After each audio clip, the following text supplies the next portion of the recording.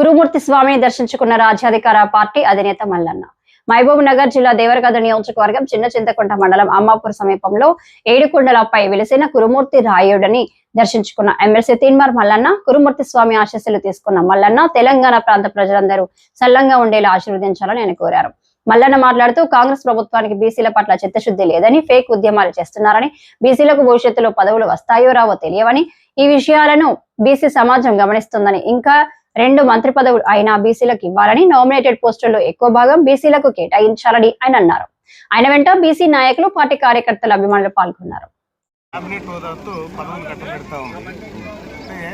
బీసీల పట్ల చిత్తశుద్ధి లేదు ఈ ప్రభుత్వానికి. పదవులను కట్టబెట్టడంలో అప్పర్ క్యాస్ట్ కట్టబెడుతూ ఉద్యమాలు, ఫేక్ ఉద్యమాలు బీసీల తరఫున చేస్తూ ఉంది. దీన్ని గమనిస్తూ ఉన్నాం. ఇక భవిష్యత్తులో మళ్ళీ పదవులు వస్తేవో రావు అనేటువంటి భయంతో పందేరంగా పంచుకుంటూ ఉన్నారు. ఇది బీసీ సమాజం చూస్తూ ఉంది. ఇవాళ క్యాబినెట్ హోదాతో మంత్రులు బీసీలను చేయాల్సినటువంటి సందర్భంలో అప్పర్ క్యాస్ట్కు అప్పనంగా పంచిపెడతా ఉన్నారు. దీన్ని ఖండిస్తూ ఉన్నాం. ఇప్పుడున్నటువంటి మిగతా మంత్రులు ఏవైతే ఉన్నాయో ఇంకొక 2 మంత్రి పదవులు భర్తీ కావాలి. అవి కంప్లీట్గా బీసీలకే ఇవ్వాలని చెప్పి డిమాండ్ చేస్తూ ఉన్నాం. లేకపోతే ప్రజాక్షేత్రంలో బీసీ ద్రోహిగా కాంగ్రెస్ పార్టీ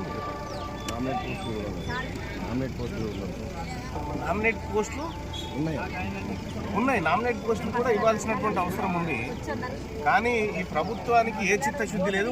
మరీ బీసీల ద్రోహిగా, బీసీల వ్యతిరేక ప్రభుత్వంగా ఇది కనిపిస్తుంది.